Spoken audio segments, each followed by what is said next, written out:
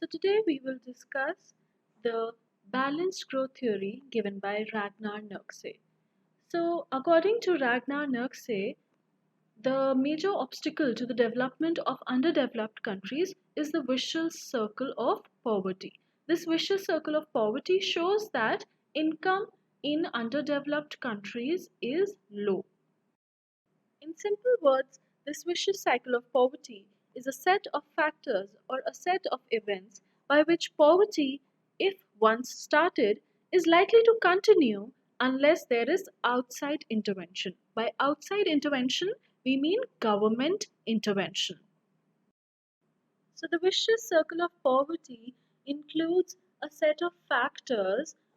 Each one of these factors is both a cause and a result of another factor. We will see how. So take a look at the vicious circle of poverty. Low income leads to low savings. Low savings will naturally result in low investment, which results in less production. This less production further generates low income, and low income creates low demand for goods. So in other words, it results in smaller markets, that is limited extent of markets. So there will be no inducement or interest in consumers to invest. The inducement to invest may be low because of the small purchasing power of the people in underdeveloped economies, which is again due to their small real income. Note that real income is different from nominal income. Real income is the income of individuals or nations after adjusting for inflation. So, this small real income is again due to low productivity, and this low productivity is the result of small amount of capital which is used in production, which is again caused by less inducement to invest. So, in order to break the vicious circle of poverty in underdeveloped countries, it is essential to have a balance between demand and supply. The vicious circle of poverty operates both on the demand side and on the supply side. So, first, let's take a look on the demand side. Vicious circle of poverty affects the demand side of capital formation. The underdeveloped countries are poor because their level of income is low. Due to this low level of income, the demand for goods is also low.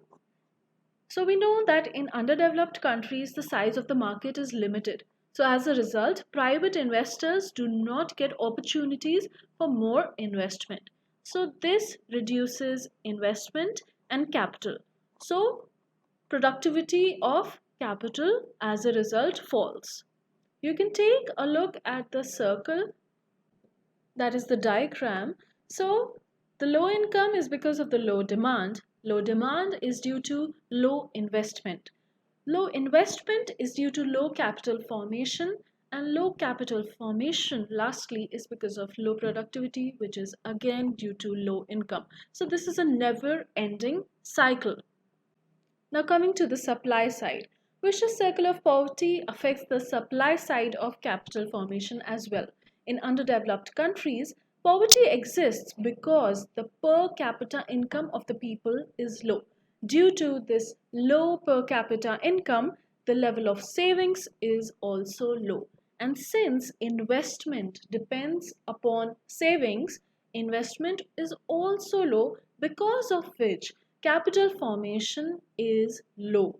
This low capital formation leads to low productivity, which again results in poverty. So this is how the vicious circle from supply side works or functions. So the underdeveloped countries can come on the path of economic development only by breaking this vicious circle of poverty. Once the vicious circle of poverty is broken, the economy comes back on the path of development. So, how to break this vicious circle of poverty? So, first is complementary demand. So the vicious circle of poverty cannot be broken only by making investment in one industry or just one sector.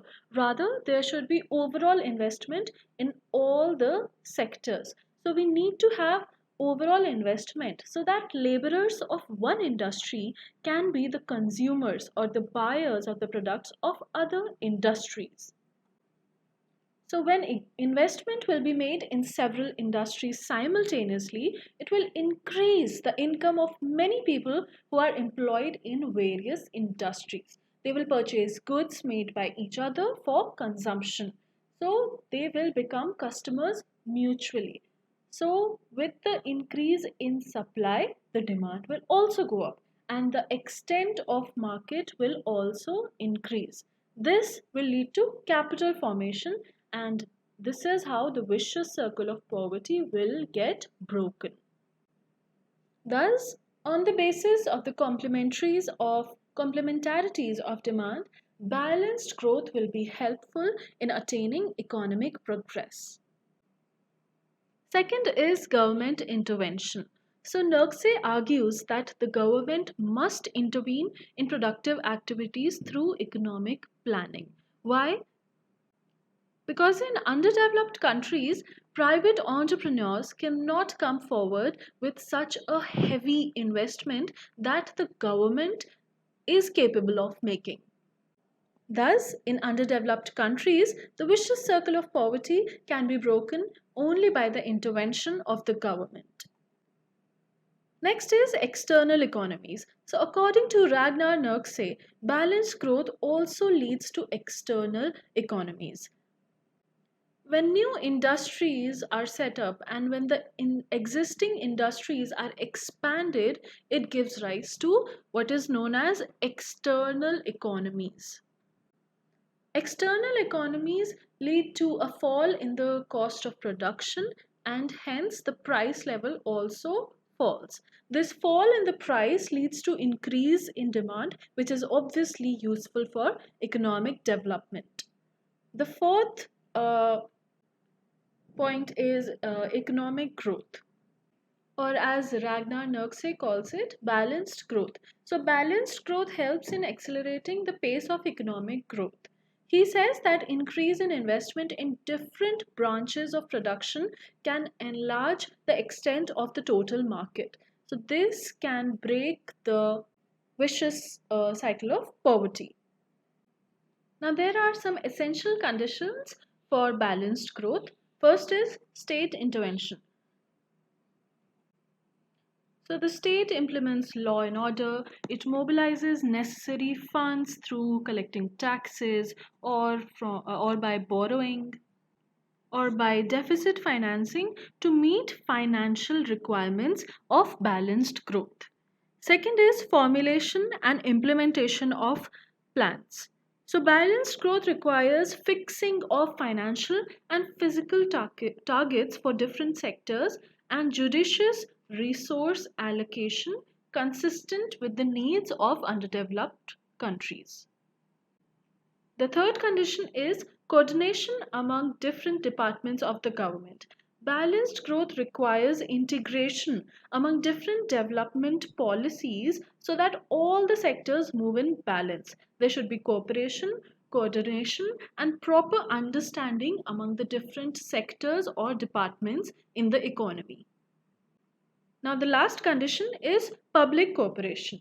So, people should be made partners in development. It should be emphasized upon the people of the economy that every development activity would promote and enhance their social and economic status. Now, let's come to the MCQs. The first question is the theory of balanced growth was given by. The correct answer is B. Ragnar Nurkse. Question number 2 is the vicious circle of poverty states that. The correct answer is D. Low per capita income leads to low savings and low investment, which causes low production, which again causes low income. Now, next question is which of the following about balanced growth theory is correct? So the correct option is C. All sectors should grow simultaneously. We have discussed this earlier that in the balanced growth theory, it was advocated by Ragnar Nurkse that all the sectors in an economy should grow simultaneously for economic growth and economic development. And the last question is, which of the following is not essential for balanced growth? So, we studied that there are four essentials for balanced growth. So, the correct option for this would be A, no intervention by the state. So, this is the correct answer because there must be state intervention for balanced growth. Thank you.